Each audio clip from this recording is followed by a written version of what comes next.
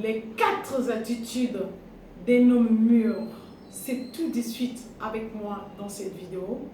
Et surtout, reste jusqu'à la fin, s'il te plaît. Bonjour, je suis Agi, styliste du bonheur. Et aujourd'hui, nous allons parler des 4 attitudes d'un homme mûr. Alors, quelles sont ces 4 attitudes? 1. L'autonomie affective. 2. Le sens de responsabilité. 3. La capacité de protéger son intimité. Et 4. La capacité de tenir ses promesses, mais aussi d'honorer ses propres engagements. Alors, l'homme mature doit être autonome sur le plan affectif. Ça veut dire quoi? Son sourire ne dépend pas des circonstances ni des événements. C'est l'homme qui est heureux par lui-même. Il sait se ressourcer. Cet homme sait se retirer du bruit. Il peut prendre du temps pour lui.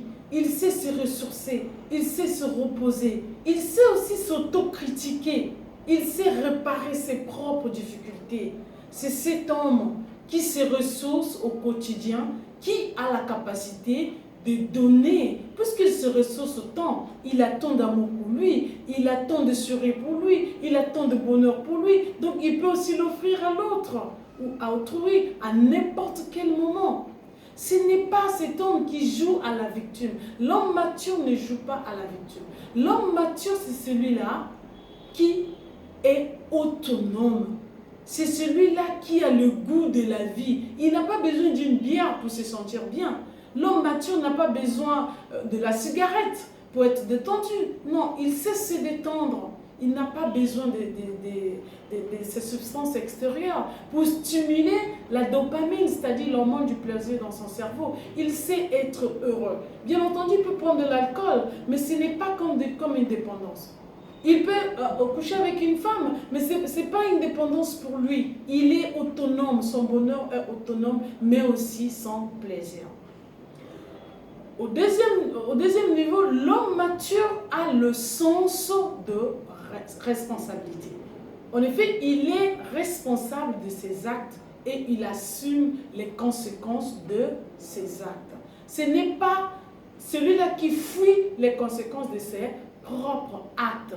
C'est vrai qu'il n'est pas parfait, mais quand il a pris une décision ou il a posé un acte, il assume au quotidien ce qu'il a posé comme acte. Il ne fuit pas les conséquences de ses propres actes. Il ne jette pas tout le tort sur les autres. Il ne pense pas que tout ce qui ne va pas dans sa vie est la faute des autres. Non.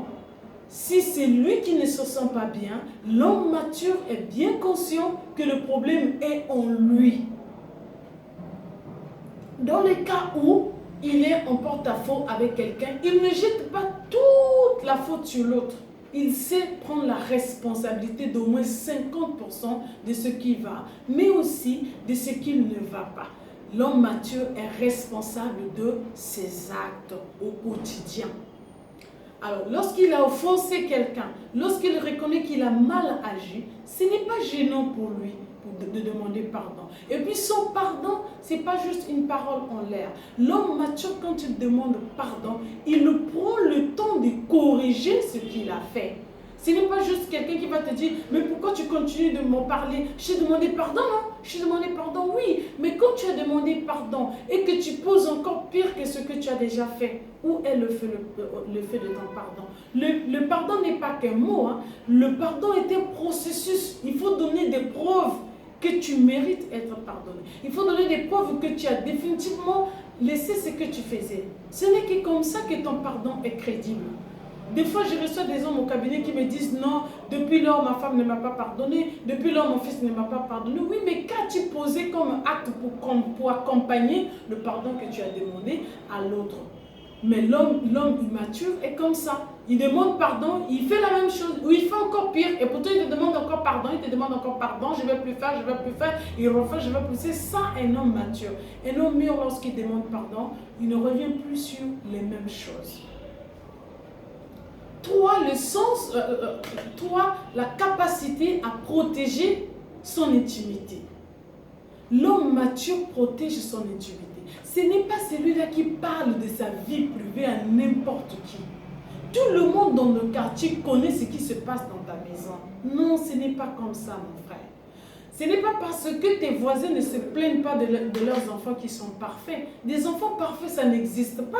Si tes voisins ne viennent pas se plaindre chez toi de leurs propres enfants, mais c'est parce qu'ils protègent leur intimité. Ce n'est pas pour autant dire que leurs enfants sont parfaits.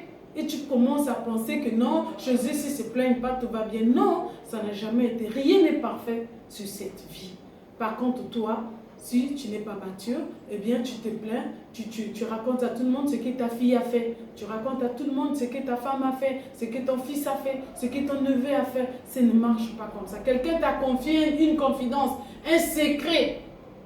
La semaine prochaine ou 2 jours après, il apprend ce secret dans la rue. Non, moi, on m'a appris que tu as fait ceci. Moi, on m'a appris que tu as fait ceci. La personne se demande, ah, mais j'avais parlé à monsieur un tel. Bien, je n'avais dit ça qu'à mon mari. Mais comment le quartier est au courant? L'homme mature n'est pas l'homme immature. L'homme mature a une intimité. Ne parle pas de ton intimité, mon frère. Si tu l'as déjà fait, apprends à ne plus le faire. Des gens crédibles, des gens qu'on respecte, ce sont ces gens-là qui savent garder leur propre intimité. On ne l'épouse pas tout dans la rue. Ta propre femme, ta chère épouse, ta bien-aimée, elle ne peut pas être parfaite. Elle a des défauts. On ne parle pas de sa femme à autrui. S'il te plaît, peux-tu te déshabiller devant ta fille, devant ta mère, devant ta soeur? Mais pourquoi tu te déshabilles que devant ta femme?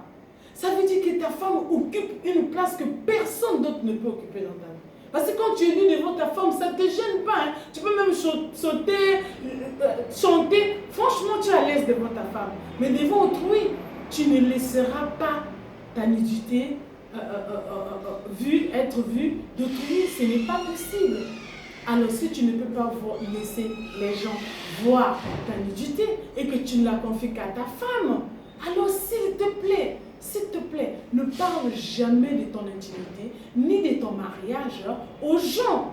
On n'a jamais vu les gens faire l'amour devant les autres, sauf en cas de folie. Ce n'est pas possible. Mais si toi, pour être avec ta femme, tu crées toujours des conditions, tu veux d'abord être sûr que personne ne nous verra. Mais pourquoi alors ce qui est de vous sortira de vos 4 murs de la chambre? Ce n'est pas possible. Ne le fais pas, mon frère. Mais si tu le fais, apprends à ne plus le faire parce que la maturité, ça peut aussi se cultiver, s'il te plaît. Pour terminer cette vidéo aujourd'hui, nous avons la capacité à tenir tes promesses. Un homme mature, il tient ses promesses. Dans notre culture, il y a des choses qui sont permises, du genre emprunter les habits, après tu vas payer d'ici là. Mais qu'as-tu promis à quelqu'un? Tiens ta promesse. Est-ce que tu avais emprunté un pantalon super 100 de 50 000 francs, je ne sais pas, 40 000, tu allais payer en 2 mois? Oui, mais paye en 2 mois. Que ça ne soit pas en 6 mois, que ça ne se passe pas en 1 année. Après, on commence à venir t'enquiquiner devant ta femme parce que tu avais pris un pantalon chez un collègue qui plaçait les pantalons en vente au bureau. C'est pas ça. L'homme mature, il tient ses promesses. Alors, s'il te plaît, tiens tes promesses. Ce sont ces hommes immatures-là, quand ils ont promis, ils ne tiennent pas leurs promesses. Et surtout, s'il te plaît, cher frère, cher oncle, cher cadet, mais honore tes propres engagements. Envers qui es-tu engagé? Est-ce que c'est envers ton travail? Honore ton engagement. Est-ce envers ta famille? Honore ton engagement. Et c'est envers ta femme, celle que tu as épousée, devant tout le monde, devant le maire. Tu lui as promis quoi? Tu avais signé quel engagement? Mais tiens ton engagement. Arrête de trouver des excuses pour être infidèle. Par contre, apprends à trouver des raisons pour respecter ton engagement. S'il te plaît, c'est très important parce que ça t'arrange toi. Quand tu te désengages, ne pense pas que tu te désengages seulement envers l'autre, mais c'est surtout envers toi-même. Parce qu'on n'a jamais menotté quelqu'un pour qu'il signe un engagement. C'est toi-même qui l'avais signé. C'est toi-même qui as promis à quelqu'un. C'est toi-même qui t'es engagé à maman. Tu as dit à maman, maman, tu dors mal, je vais te louer une maison. Mais tiens ta promesse. Tu dis à grande soeur, je sens que tu n'as rien. Je vais te donner 200 000 francs. Tu vas commencer un petit commerce. Mais s'il te plaît, reste engagé. Reste engagé, s'il te plaît. C'est la semaine de l'homme. Ravi de t'avoir parlé aujourd'hui. À très bientôt.